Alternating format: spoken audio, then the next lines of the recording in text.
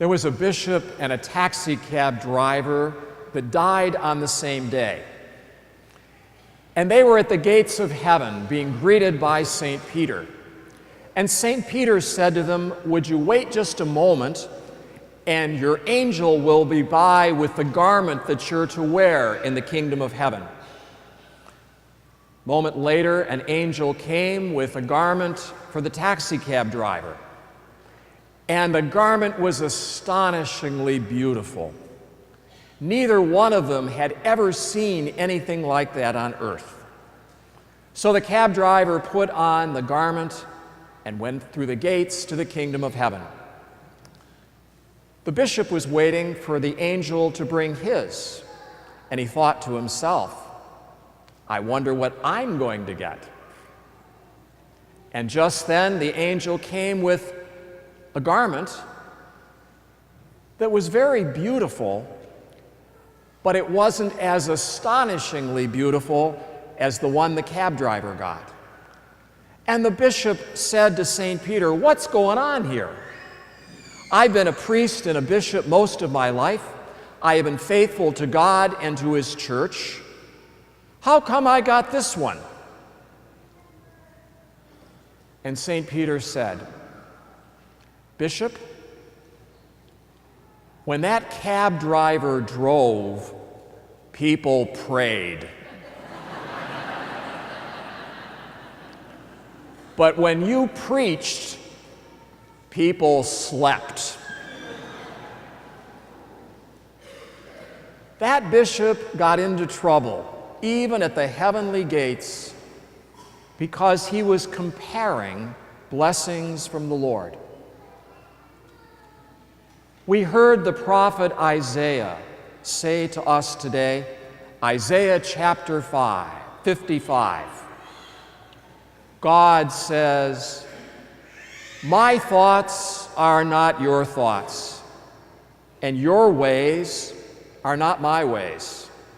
For as high as the heavens are above the earth, so high are my ways above your ways, and my thoughts are above your thoughts." And Jesus gives us an example of that in today's gospel in the parable. He tells a story about a landowner who went out first thing in the morning to obtain workers for his vineyard. And then he went out again at 9 o'clock, and 12 o'clock, and 3 o'clock, and 5 o'clock. And at 6 o'clock, it was quitting time. He sent his foreman out to pay them their daily wage.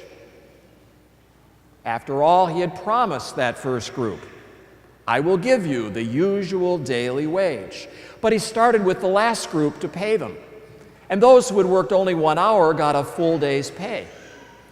The people that had been there all day were wondering, well, if they got that much for 1 hour, let's see, I've been here times, and it came their turn, and they got the same pay.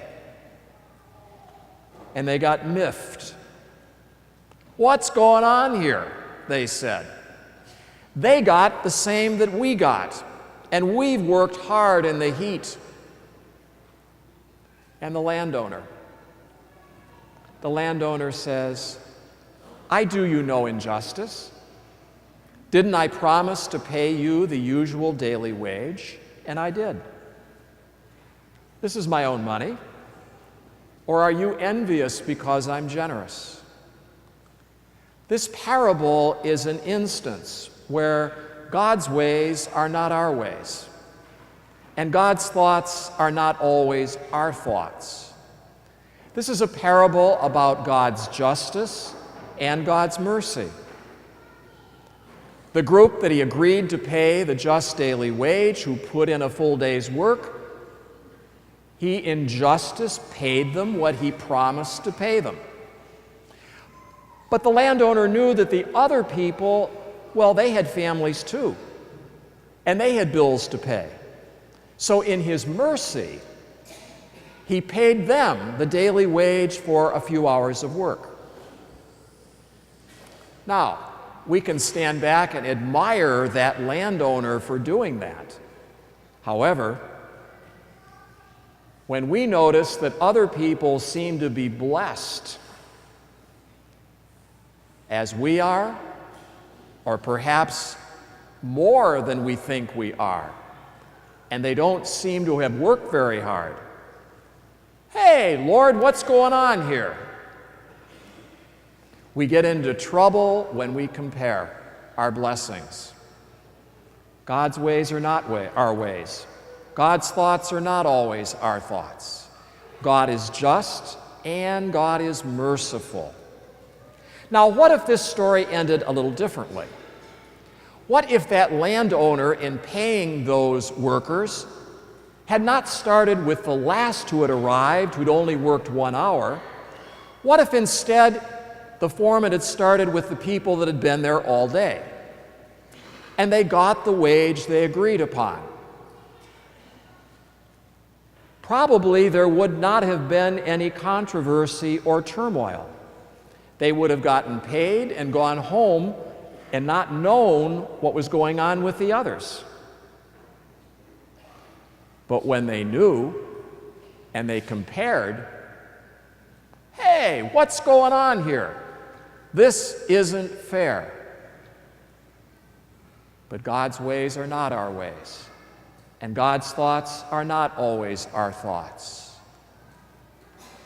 Each one of us is blessed. And we can feel very blessed when we only look at our own blessings. We can also feel blessed when we notice other people's blessings and they don't seem to be as blessed as we are. Well, we're happy that they're blessed, but we're glad we're on top. Poor dears. Or we can get upset. I deserve better than that.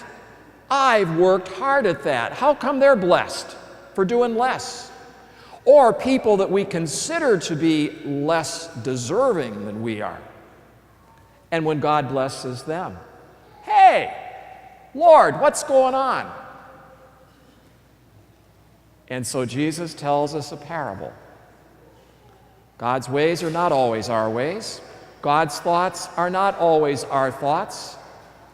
But God has chosen to enlighten us about His way, to share with us His thoughts in sending us His Son, Jesus. Do we ever get done contemplating the mystery of God? No, we don't. But we need to remember God is God, and I am not God. God is God, and I am a creature of God. I am a beloved son. I am a beloved daughter of God, chosen by God through His Son, Jesus.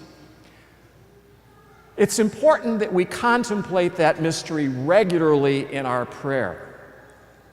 But a wonderful opportunity that we have is to go on retreat, to dedicate this gift of time that we've received, to open ourselves to this mystery of God, to ask God, show us your way. Let me know your thoughts. We have a parish opportunity with the retreat coming up 3 weeks from now. Monsignor Preston Moss, who is the Vicar General for the Archdiocese of Nassau in the Bahamas, our partnership. He's also the pastor of St. Anselm's in Nassau. He is going to be with us as our retreat master. Monsignor Moss will preach all of the Masses that weekend, the 11th and 12th of October. And his theme is going to be, we have been chosen to be the beloved of God.